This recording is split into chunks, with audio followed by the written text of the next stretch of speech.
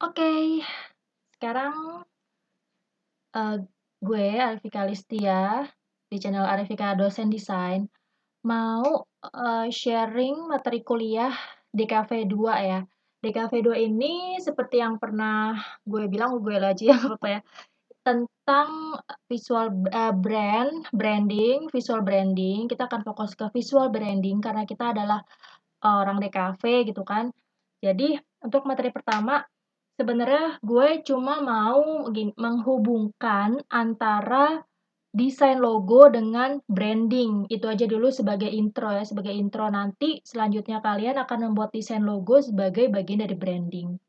Ini adalah gini, jadi di era sekarang ini apapun itu bisa di branding. Nah, entitas apa sih maksudnya entitas?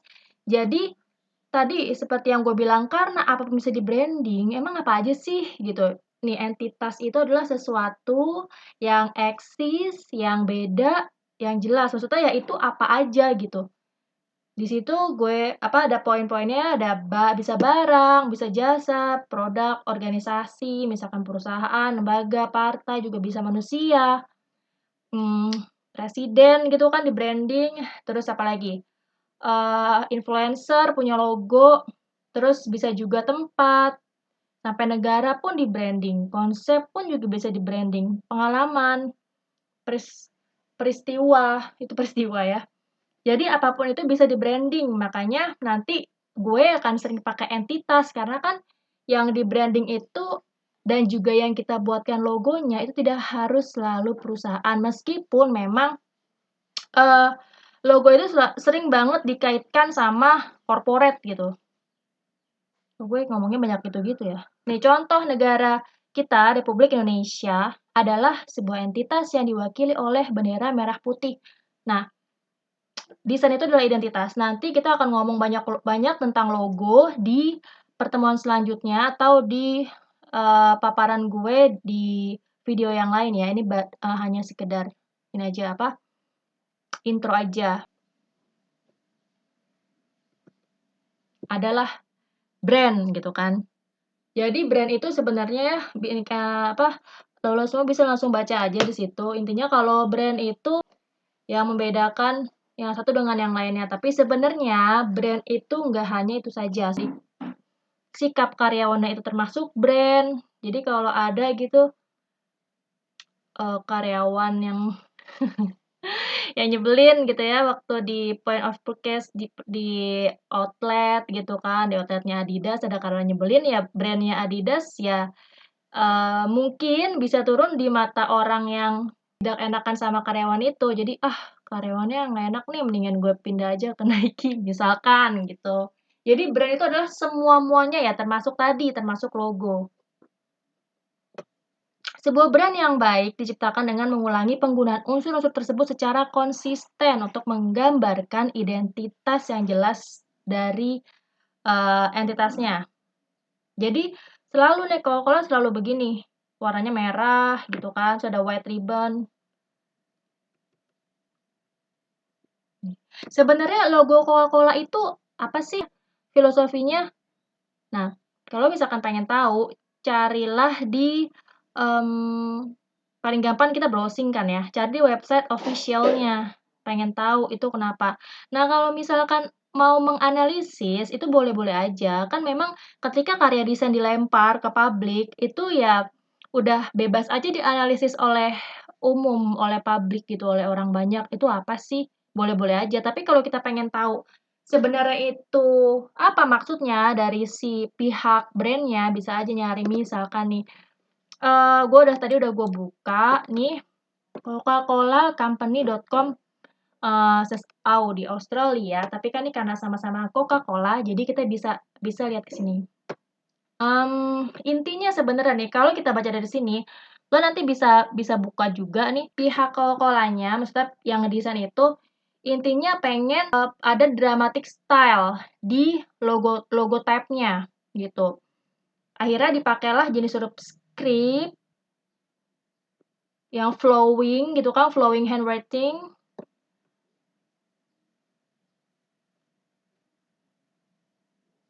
Nah ini jadinya nih, ini sempat mengalami perubahan seperti ini, lalu, begini lagi kan nggak jauh dari yang pertama, tuh dipakai terus, sempat ada emblem, fishy shape, seperti kayak kayak ikan gitu ya, fishy, itu kan sih maksudnya.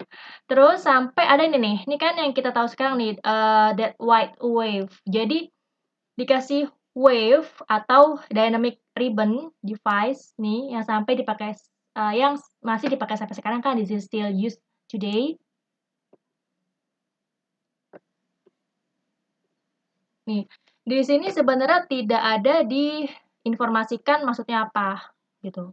Ini si white ribbon ini sama terus si script ini kan tadi kan juga at the moment mana tuh of yang sangat nih of the moment. Nih, makanya kenapa dia sebenarnya, konsisten ya. Jadi ketika membuat campaign, nih campaign-nya kan happiness ya, sampai sekarang tuh selalu happiness terus. Branding apa tuh? Ditambahin ing. Iya, itu sesuai sama, bahasa Inggris ya. Ketika ditambahin ing, itu berarti adalah suatu kata kerja. Nah, branding itu adalah kegiatan atau proses membangun brand, itu branding. Jadi bedanya brand sama branding, kalau brand itu adalah kata bendanya, kalau branding itu adalah kata kerjanya.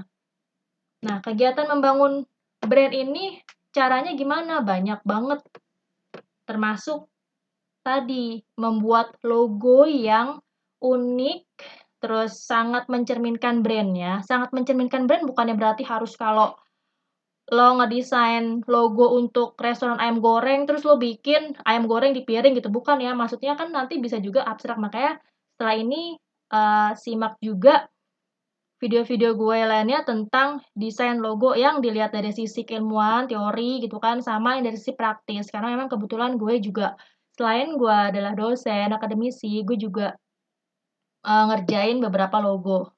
Nah, visual branding apalagi tuh? Nah, branding itu kan proses atau kegiatan tadi ya, itu bisa macem-macem, bisa brand activation, bisa macem-macem. Nah, dari sisi praktis, visual branding itu ada beberapa istilah yang intinya bahwa branding yang fokus pada visualnya, yaitu ranah kita banget nih anak-anak DKV. Karena ini berhubungan sama visual, yang pasti ada warna di sana, huruf, terus gaya visual, gaya layout, dan lain sebagainya yang visual-visual.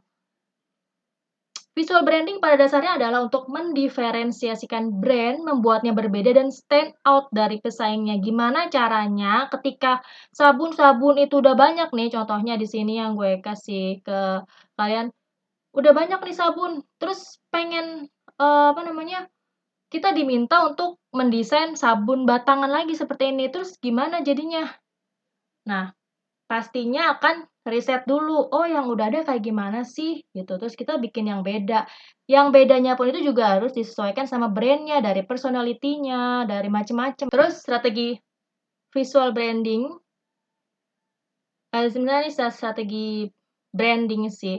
Itu tadi ya, diferensiasi bagaimana jadi pembeda yang unik dibandingkan pesaingnya, khususnya pada kategori sejenis. Nah, terus juga bisa collapse, bisa melakukan inovasi, peremajaan atau revitalisasi brand, lalu mengevaluasi survei penerimaan khalayak terhadap brand. Jadi, apa yang sudah dibuat itu biasanya memang pasti dievaluasi. Ini biasanya ya brand-brand besar sih yang melakukan ini. Lalu manajemen brand. Brand harus hidup dan bergerak sesuai zaman. Logo. Dikit aja ya tentang bahwa logo itu adalah lambang, adalah simbol yang mewakili suatu entitas. Makanya tadi gue sebut entitas, kenapa? Karena ya logo itu bisa menjadi lambang atau simbol dari apapun.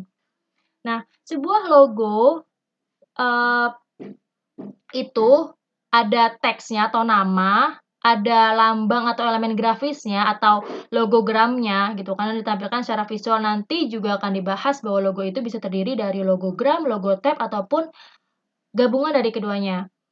Sebuah logo diciptakan sebagai identitas agar unik dan mudah dibedakan dengan perusahaan atau kompetitor. Jadi intinya seperti manusia aja sih, manusia kan banyak banget nih ya gitu. Terus biasanya dilihatnya dari apa sih bedainnya? Pasti pertamanya ngelihat wajahnya dulu atau mukanya dulu, ya nggak sih? Atau ada nggak sih kayak misalkan lo, mmm ketemu orang gitu ya, terus ngeliat kakinya dulu, apa fetis ya? Kayaknya muka yang paling membedakan nggak sih? Yang paling membedakan antara manusia yang satu dengan manusia yang lainnya, atau apa style, style dulu ya, intinya kan itu apa namanya, visual kan ya, bisa karena style-nya, kan mukanya ditutupin, Bu, kelihatannya ininya, outfit-nya, iya iya, boleh boleh. Ini ada beberapa logo yang ketika warnanya hitam, tapi di sana masih ada logo Type dan bentuknya pasti kalian tahu itu logo apa, ya emang ada bacaannya sih ya, ada Adidas, ada Videx, ya itu tuh, yang kelinci apa tuh? Playboy ya. Oke, baiklah, udah dulu ya segini. Jadi intinya tadi yang gue bilang, desain itu adalah bagian dari suatu brand, di mana brand itu membedakan yang satu dengan yang lainnya, sebenarnya intinya di sana. Cuma nanti akan jadi kompleks karena memang berdasarkan pengalaman, penelitian, itu ternyata ada banyak faktor-faktor atau apa namanya, aspek-aspek lah segala macam yang berhubungan sama branding karena emang hal itu adalah sangat complicated. Intinya gimana caranya sih supaya bisa stand out, beda, sehingga, brand ini dilirik, lalu bahkan bisa, membuat konsumen itu loyal dan juga bisa menggait konsumen baru. Udah itu aja gampangnya ya, nanti untuk yang lainnya kita akan sambung-sambungkan lagi. Oke, baiklah. Selamat mendesain logo semuanya. Arifika, dosen desain, undur diri dulu.